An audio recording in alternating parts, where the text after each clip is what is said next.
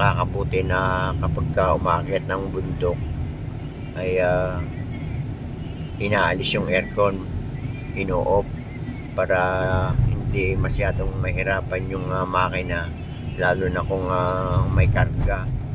Napakalaking bagay na kapag in-off ang aircon, kaya hindi nahihirapan yung makina. Kaya pag bumibiyahe ng malayo at umiinit ang makina at mga paketang kalsada, napakabuti na talagang ini-off mo na yung aircon para nang sa ganun talagang hindi hirap na hirap ang makina. Lalo't mga lumang sasakyan, kinakailangan tayo mag-check ng sasakyan, bago man yan o luma, kinakailangan mag-check pa rin.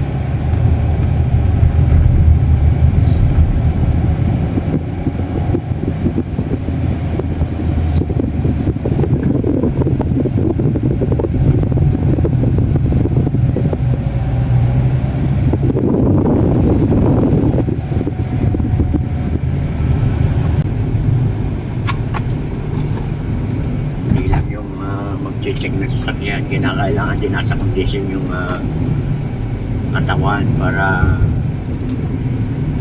iwas disgrasya.